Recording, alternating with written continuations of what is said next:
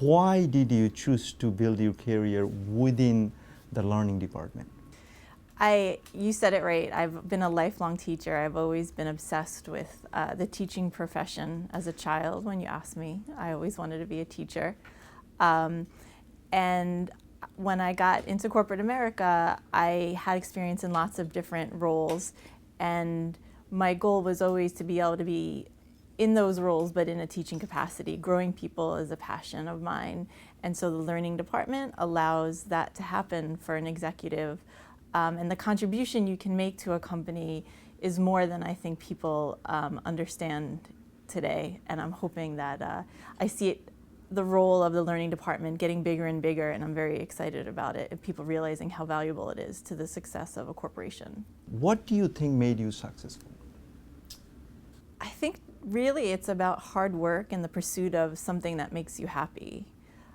I learned a great work ethic from my parents, and they taught me that I could have whatever I wanted if I worked hard, and I teach my daughter the same thing. So to me, it's just about hard work and knowing what you want, and the rest just comes.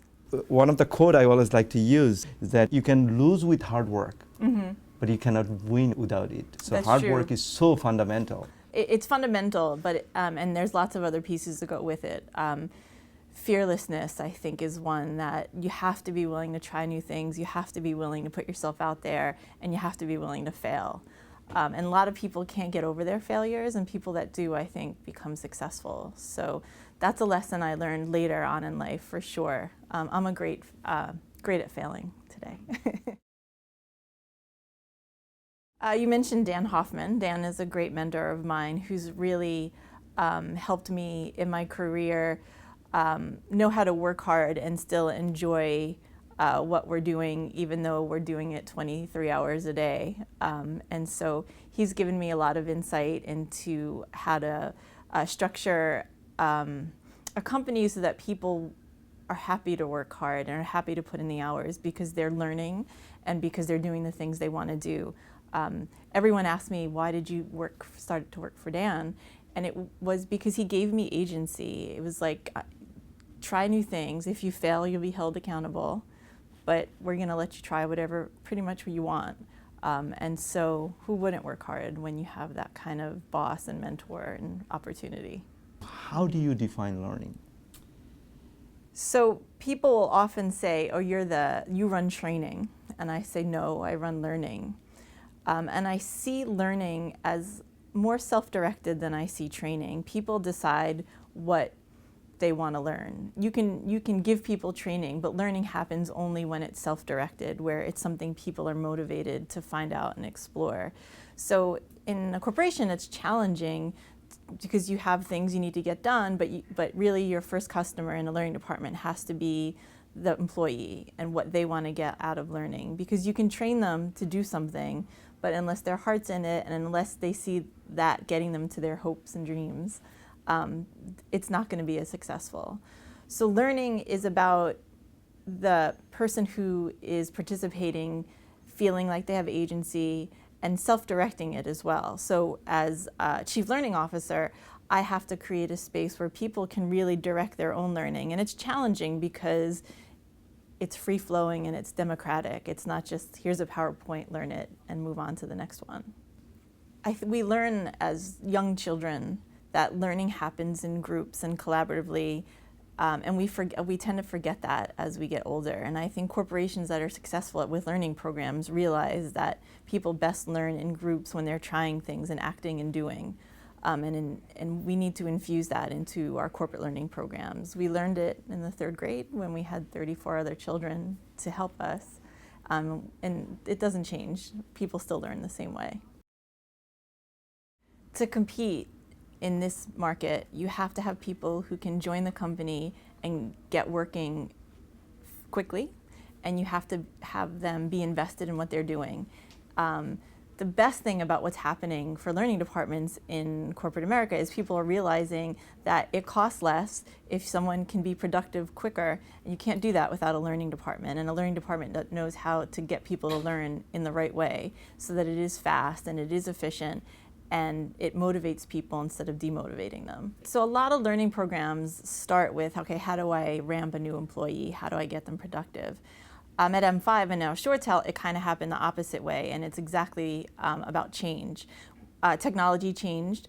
Our people needed to learn new things very quickly. We knew we had the right people. They were culture fits, but they might not have had the skills that they needed to stay current with what we were doing. So we created what we call learning paths for those people so that they could stay in the journey with M5 and now ShoreTel and become efficient and successful in the new roles we needed them to take.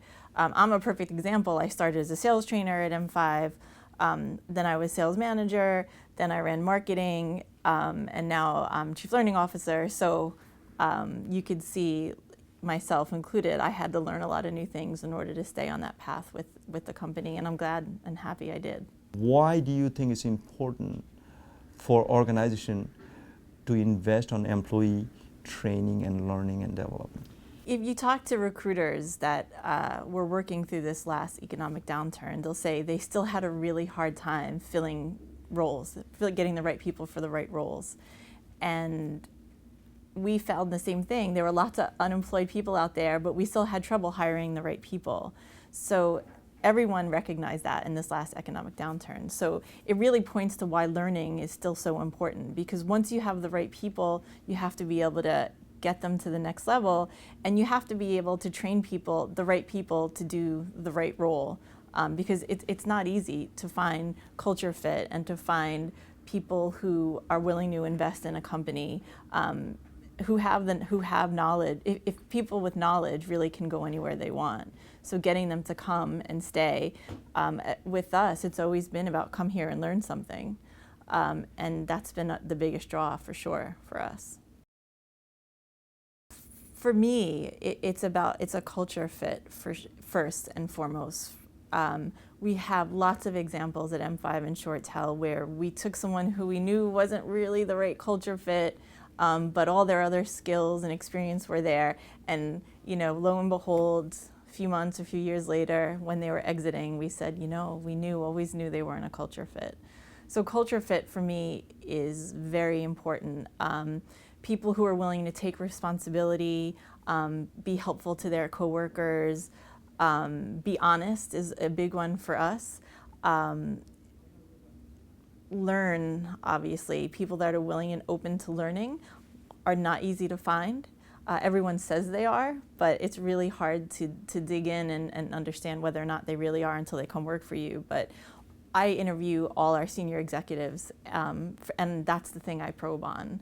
Is, are they really open to learning? Do they have examples where they learned something new and they were fearless and tried something new and failed or succeeded? Those are the things that are important to us. And once we get past that, then we can worry about skills and experience. But for us, it's culture and adhering to our core values. That comes first. When I was in sales management, we were really having a hard time hiring new salespeople. And so me and a couple of the other managers sat around and looked at the people who we liked the best and who were most successful. And one of the things that was common among them was that they were hardworking, and all of them had a background where they worked really hard at some point in their life. So we started asking the question in sales candidate interviews, what's the hardest job you ever had? So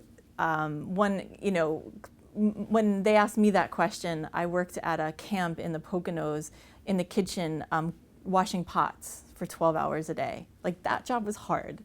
One of our best salespeople at M5, now ShoreTel, dug ditches. So that person knows about hard work for sure. And then you ask them why they did it. And there was always a good reason. There was always, I was trying to get to the next level. I was working this job because I knew that this was something, the thing I wanted was coming next. So when we find people like that, we know that work ethic and that passion is going to be there for sure. So we still ask that question today. How do you measure your training ROI within your own company? It's a great question. I think we're doing pretty well on budget. I think that the company is really invested in the learning initiative. So, but held to very high standards because there is a decent amount of investment.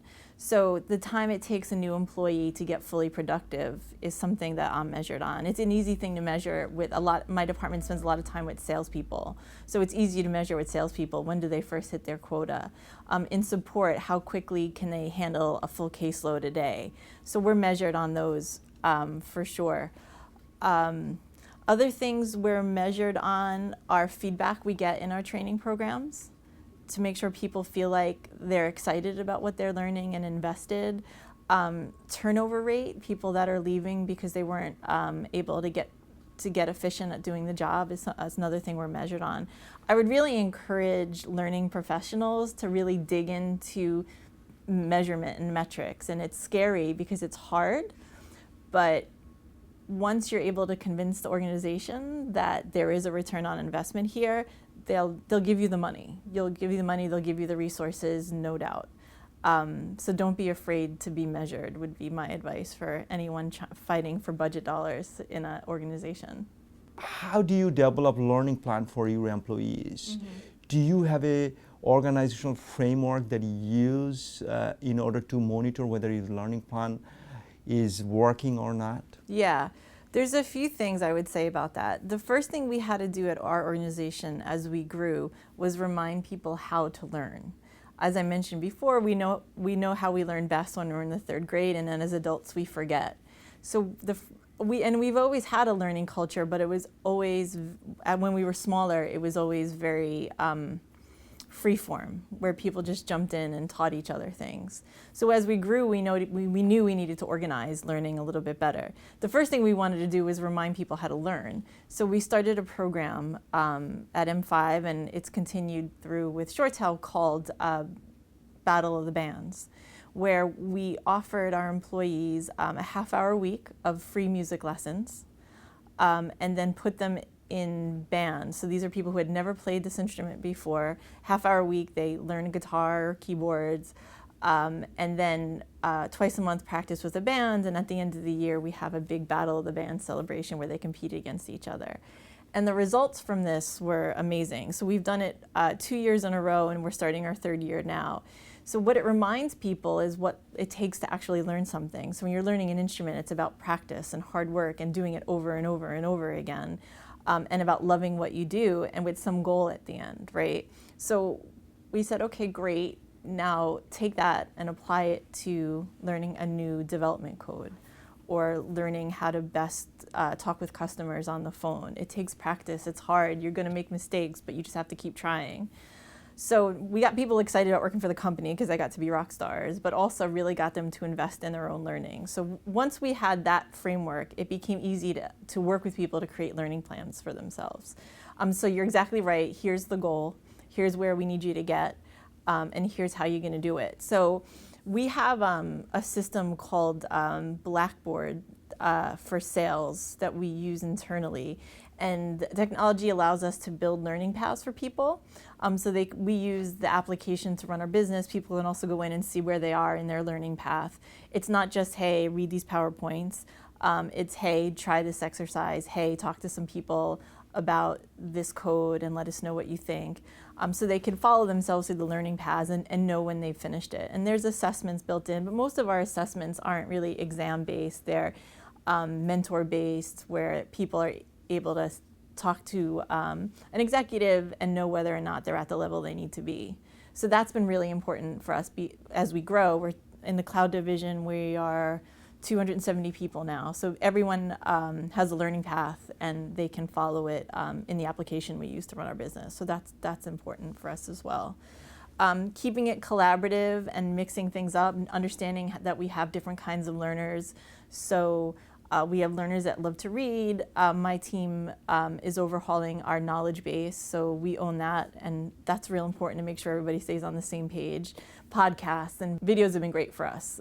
People just love to learn that way. Short vignettes, 3 minutes long. They can look at them on the train on the way home, so that's been really helpful. We have a full-time video person just for internal learning right now, which has been really helpful. We do a big mix of things. One of the things we started as an example, is we have a manager's learning group. So everyone who has someone reporting to them is in this manager's group and going through this learning program. So we generally assign a book where someone reads about a leadership style or something that has to do with leading people. So some of the books we've read, The Multipliers by Liz Wiseman. We did Great by Choice by Jim Collins. We did The Art of Learning by Josh Waitzkin, which is something I know Dan really enjoys. So we have them read the books, and then we get together in groups. We get the whole group together, all the managers from all over. It's expensive, but we get them all together in New York or Rochester, one of our other offices, and we spend time together in a large group and then broken out into smaller groups to work through business problems, applying the things we learned in the book. So you have, like you said, self-directed learning. You have small group work, you have large group work, and you're actually using it to actively fix the business. So everyone's learning style is covered in that for sure. We also ask people to get up and present to the rest of the group. So teaching is part of the learning path, right? Like, you learn the most when you're teaching, and I can tell you for sure that was true when I taught 9th grade English. Teaching as part of the learning path is very important as well. So those managers meetings have been wildly popular. We do them once a quarter. We'd love to do them once a month, but our group is, I think, 57 people now, so it's hard to get everyone together. And our next one is coming up in early March. Everyone's coming to New York. So all the learning styles are covered in that program. And so we try to do that for all our groups and all the learning paths and all the groups. How do you update your personal skills? And what type of books do you read to update your skills? I read a lot of different kinds of books. I'm all over the place. Because I was an English major and I taught English, so I'm very into fiction and biography for sure, and I spend a lot of time reading those books. Business books, it's really about finding someone who has done something extraordinary and figuring out how they did it. I just started the Steve Jobs biography, finally, because he said Apple University was the best thing he ever did. And for someone who created the iPhone, I think that's pretty amazing, that still his university was more important. So that's what I'm looking to do now. We go as a management team and see a lot of people speak. We saw Jim Collins speak a while ago. I also spend a lot of time just watching videos on the internet the same way. I'm a working mom, so that's an easy way for me to get to understand philosophies and what people are doing out there. The whole learning how to learn thing is so important to me. So I participate in a couple of programs that really break apart how people learn and how people work together in small teams, and to understand communication at the basis of how companies grow and learn is really important to me. One of the best books I think I've ever read personally for business is Susan Scott's Fierce Conversations, just about how to get people to talk to each other in an efficient and effective way. I'm going to bring that back for my management group again. I love that book. Oh, it's so good. Just because I think it's all about accountability, right? And being able to say things responsibly and get them done. And I think that's where we are as a group today and what we need to work on.